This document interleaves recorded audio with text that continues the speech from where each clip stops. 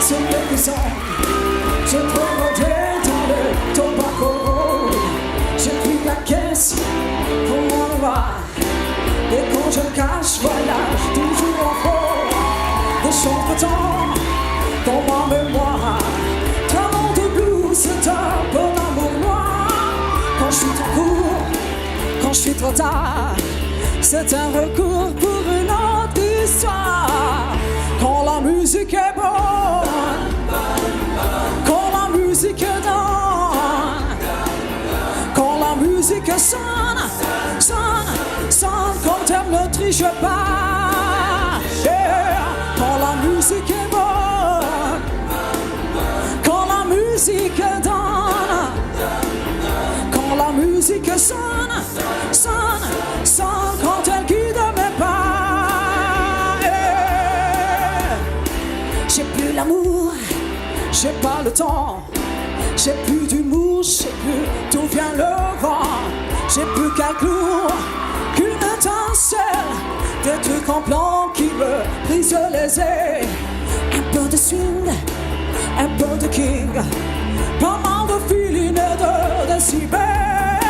C'est pas l'usine, c'est pas la mine, mais ça suffit pour se faire la belle.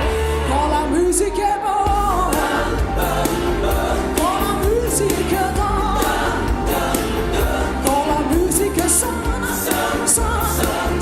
quand elle ne triche pas. Quand la musique est bonne, quand la musique est bonne, quand la musique sonne, quand elle guide mes pas. Son, son, son, hey! Son, son, son, son, son, son, son, son, son, son, son, son, son, son, son, son, son, son.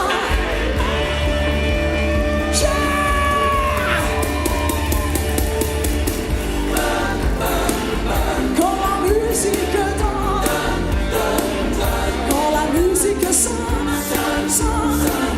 quand elle ne triche pas. Quand la musique donne, quand la musique sonne, quand la musique sonne, quand elle ne triche pas. Quand la musique donne, quand la musique donne, quand la musique sonne, quand elle ne triche pas. Quand la musique donne, quand la musique donne, quand la musique sonne, quand elle guide mes pas.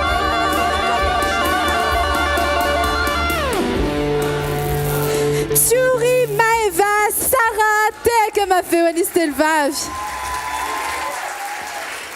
Mariana Chan moa zany a fa zao akanjo anaovan'izy ireo zao a dia ny créatrice Sacha Bambam tena mandravaka an'le défilé le izy an sarotra be aloha ny tsy teny a fa tena tsara le izy a tsy anà moa zao miteny fa anareo a ko mitsikitsiky moa zany a izy andray ary no andray fitenenana aminareo efatra mianada tina na dia efa farifaripeur izy a omentsika fitenenana trany nafaripeur ahoana tsy teny amin'ny hatsaran'ny retaka izy tsikirety zao tokoa ia izy zareo rehetrarehetra zany tamin'ity herinandro ity natao entretien nijerena niveau intellectuel nisy fifaninanana natao zareo ny teny nitovy tao anatin'ny teneny Stelvavy reo dia ny hoe lasa matoky tena be izy tao ny fahaizan'ny mpampianatra zay tena tafampita tokoa satria tsy le ankizy vao niditra tao amin'ny concours ny top modèle bay véro tsony reo ankizy reo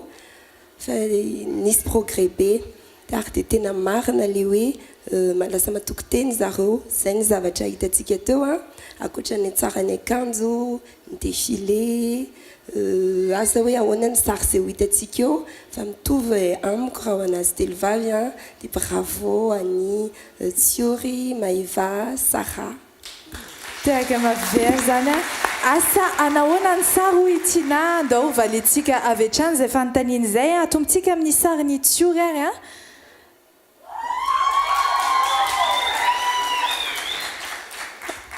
Mitch. Oui, juste, c'est vraiment très difficile à ce niveau de juger les mannequins parce qu'on les juge aussi sur le défilé, on les juge aussi sur leur posture, sur les photos. Et là, c'est rendu du très high level. Hein. On voit que c'est... Oula. Je vous plains. Je vous plains exactement. Pour la suite. Donc, encore une fois, pour ce qui est des photos, j'aime bien, le thème est très bien respecté, l'environnement, donc. J'aime bien le sourire de Thiori sur la photo de gauche, très léger sourire. Et puis un peu plus sérieuse sur la droite. Encore une fois, beau choix d'accessoires. On sent toujours la nature qui est présente, les branches d'arbres, etc. Donc le thème est très bien réussi et les poses aussi pour Thierry. Très bien, merci Mitch. Voyons les photos de Maëva.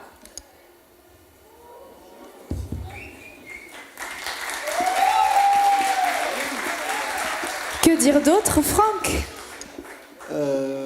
Maëva moa le anarana resaka Maëva tsika miteny ho azy angamba vao miteny vao mipoitra le sary dia nisy nitehaka ny olona satria izao izy ity koa ankoatran'ny zavatra ho tsara any mpitsara eto dia mijery ny ohatra ny hoana fandraisan'ny public an'ilay izy en tant que hoe mijery fotsiny izy fa tsy mety tsy mahafantatra hoe inona ny tsara ianao anatin'ilay izy.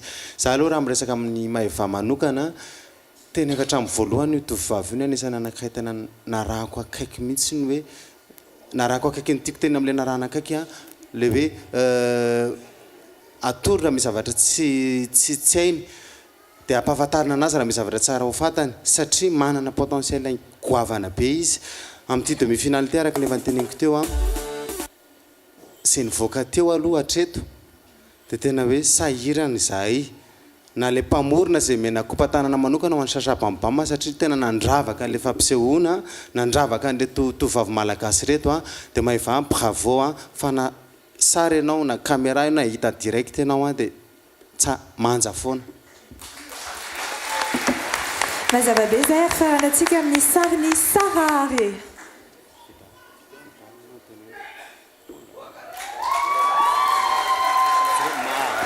Vida. Inona no ambara amin'ity sary faranty toy meme ianao bazarazarao Aussi, c'est Franck. Marie. Aniany zany. Raha bika ny resahako dia chapeau ahako. Chapeau. Tsisy anampiana, tsisy analana. Tsy hoe akory hoe miaratsiny raha ohatra ka hanonona agence anankiray fa raha hoe amina agence élite zany agence enjana be any andafy any dia minao fa ho tafakatra casting ianao satria ao aminao le vatana ny sary avy ato amin'ny gauche tiako tena tiako tsisy ambara ny avy ato amin'ny droite tsy dia tena azoazoko loatra ohatrany tsy ampy mise en scène kely dia ça fait somary plat coco zany le izy fa ny avy ato amin'ny gauche tsisy ambara fa tsara. Mitch, tu voudrais rajouter quelque chose? Juste rajouter un petit peu à ce que Vida, pour moi, la photo de gauche, c'est exceptionnellement bien réussi. L'expression du visage, le regard, le maquillage, pour moi, c'est bravo, Sarah, excellent. Je me dois... Oui, allez-y, vous pouvez applaudir. Bravo, Sarah. Oui. D'un point de vue technique, en tant que photographe, la photo de droite, elle est beaucoup moins réussie en termes de haute lumière et d'ombrage. C'est très difficile dans une même photo d'aller chercher un contraste bien réussi entre les hautes lumières, donc les nuages, et la zone d'ombrage. Personnellement, il manquait peut-être un peu de lumière, mais je crois qu'avec les moyens techniques. Mais sinon, ce sont quand même de très belles photos pour Sarah. Bravo, Sarah. Très bien, merci Mitch, merci au jury. Misaotra anareo telo vavy omeny ndalana ianareo ary ampiakatra indray ny groupe farany amin'ireo tovavy mbola ato anatin'ny fifaninanana amin'ity demi-finale ity dia ity izy izany fa i Hena, i Miranto ary Sarnely. Raiso mitehaka mafy telo vavy.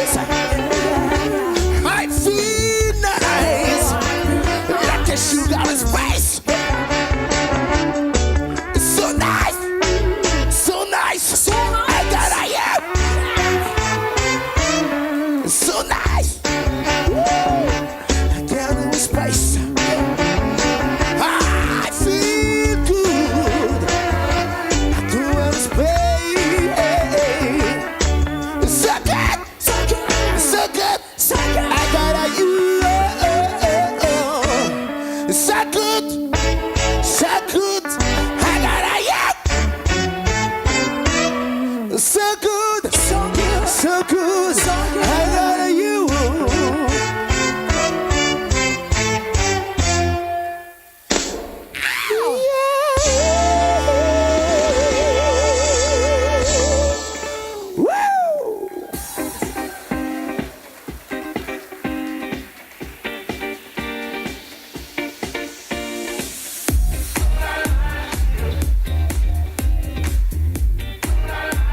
Mafewani aina mirantoary Sarnelli namarana ni défilé voalohany tamin'ny retovavy ao anatin'ity demi-finale ity zay tena mampatahotra mihitsy satria tena hita dia hita loatra ny fivoarany reto mpifanina ny reto averimberina foana moa zay fa tsara manamarika anazy tsara miteny anazy dia efa mampahery sady anareo anao délibération rehefa aveo fa milohan'izay aloha dia bazalazarao aminay ny hevitra reo mikasika an'izy telovavy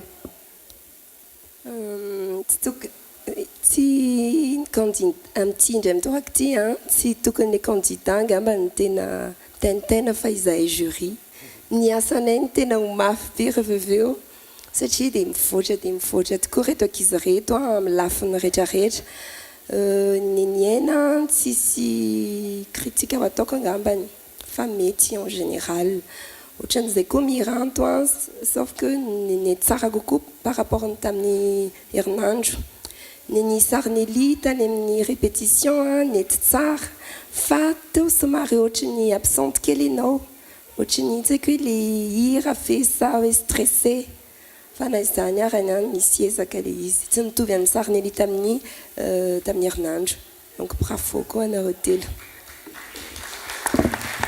dahoary rahantsika mahita ny sarin'izy telovavy reto atombontsika amin'ny sariny aina mariana moa zany fa mitovy ny thème ho an'ny rehetrarehetra tamin'ity nature sauvage iza ny teny aminareo efatra Franck oui tonga dia sady resaka ny aina ny resaka an'ilay sary voalohany indrindra aloha tena nisy fivoarana be nao tena anisan'ny tena hoe malgré ny stress ny tahotra sy ny hoe fifananana le izy dia tena tsy moramora mitondra ny moromoromo be iny manandramina reo any an-trano raha mahavita hoe misy mpihira eo dia eo mason'olona be dehibe dia miaraka amin'ny kiraro 4 centimètre iny kiraronao iny fa voafehanao le izy dia zavatra ngeza be takinao anatin'ny to fifananana tony koa izay zavatra izay dia anananao ny sary manokana ataoko hoe anao nisany ankizy manana posture sy expression anisany tsara ao anatin'ity fifananana ity dia tafavoaka tao anatin'ity thème ity zao le izy na dia hoe eo amin'ilay sary amin'ny ilan'ny havanana ary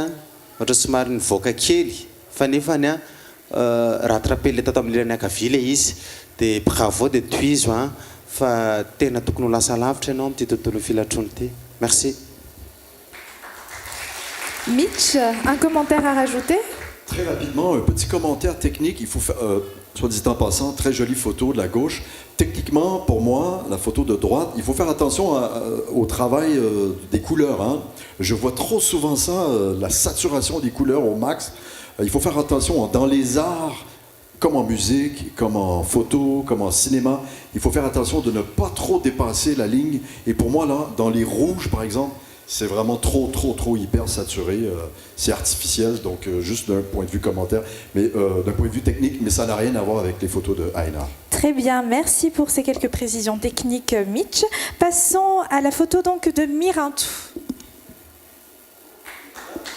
Oui. Voilà, ça me dit, le foutinalon des tissar et tomni droite tisa de tena on attend les thèmes matedavne ça on a vida.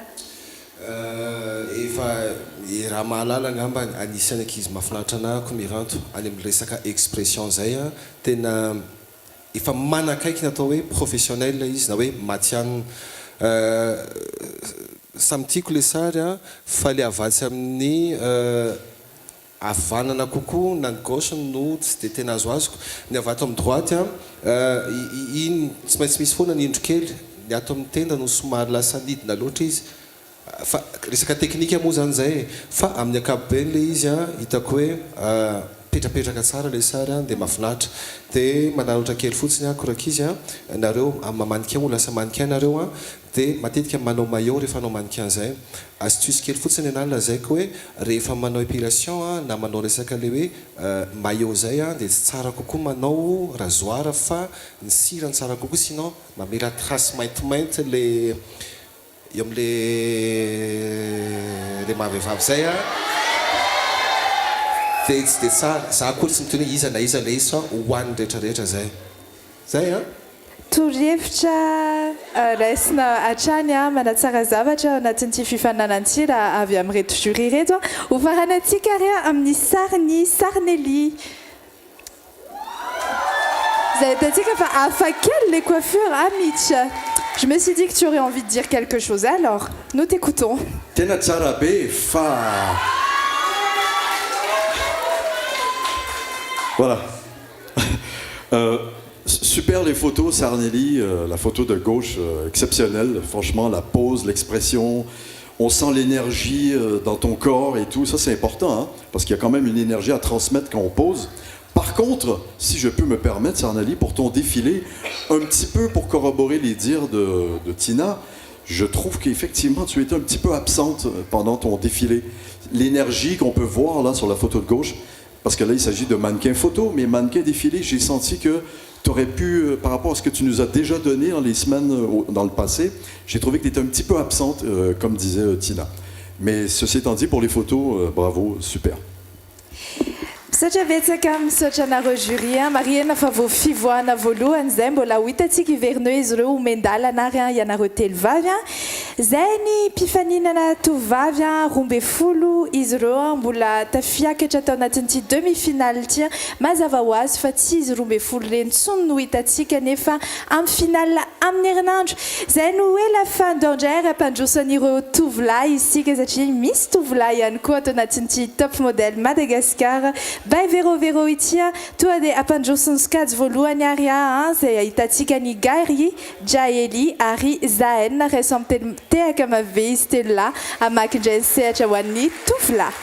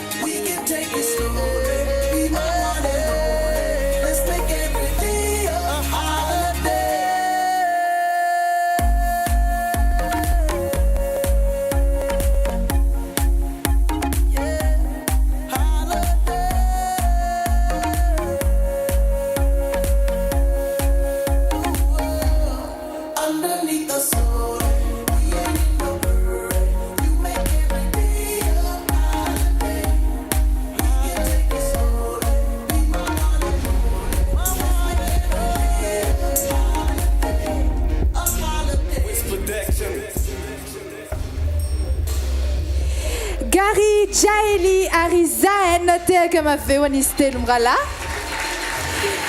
Am'izao pauziny zao dia ny défilé iarahantsika miretovy lahy zany dia en tenue de ville mpimasy manokana ho an'ny boutique Fashion Avenue izay napiakanjo an'izy ireo avy hatrany dia mitodika aminareo pitsara ary amin'ny reto tovolahy telo namaky ny sehatra ireto i Franck efa nandray micro ianao omeko anao ny fitenenana re. Oui, teo amin'ilay resaka akanjo angamana aloha mpimaso kely aloha ny Gary fa tena anananao le style, anananao le fahaizana mikaroka dia tena mise en valeur le izy teo tena nafinaritra be mpimaso manokana ho anao amin'ilay akanjo. Nasaina ny safidy ianareo tamin'io fa tsy dia tena nomena fotoana loatra hoe tsy maintsy ohatr'izao ho an'ny Zaina sy Jaeli zay le tena antsika foana hoe mifaninana nasaina misafidy amin'ny akanjo amina toerana malalaka be anankiray dia inona le mitady le tosha hoe hifaninanana sy havahana satria raha mahita anareo Jaeli sy Zaina zao dia mety hitako ohatr'izao nareo mandeha eny an-dalana mandeha mamonjy anniversaire fa eto fifananana ataontsika dia mitady an'ilay zavatra hoe satria zao Gary manokana tsy ndeha hanao ohatr'izao hoe hitany amin'ny-dalana mihitsy izy fa ozy izy hoe hifaninana dia hitady an'izay tosy manokana zay dia tena nivoaka ilay izy tsy midika nefa izany hoe ratsy ny prestation anareo teo fa eo amin'ilay choix an'akanjo no mahatonga anany tena ilay akanjo tsara dia tsara. Merci. Ianareo misaotra amin'ny Franck amin'izay fanamarian'izay dao hoe raha antsika mahita avy hatrany ny sarin'ny Stella tombontsika amin'ny sarin'ny Gary zany.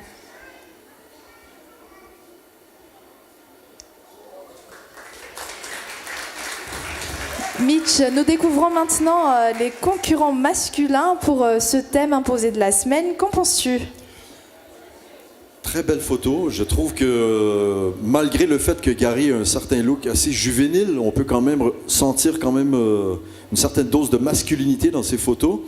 Je préfère nettement la photo de gauche. D'un point de vue photographique, pour moi, elle est très bien réussie, notamment avec la vitesse d'obturation qui est très élevée, qui permet de figer les gouttelettes d'eau comme ça. Donc pour moi, ça donne un effet super, bravo au photographe. Et encore une fois, très beau jeu entre le photographe et le modèle, la chemise un peu dans le vent. On voit un petit peu son calbut en bas, là, mi-égaux, je crois.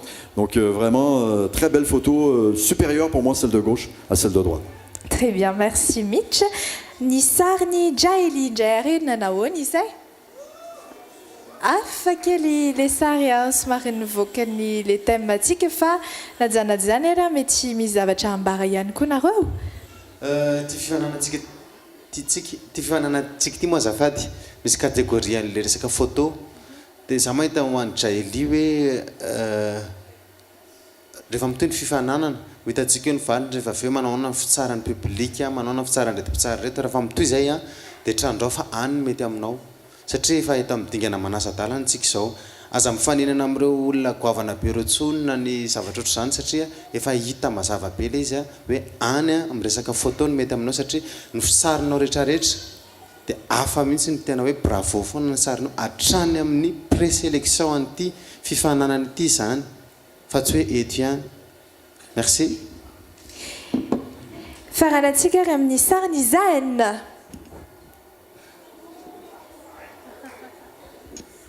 Izy anao andray fitenenana ho amin'ny sariny Mitch. Okay.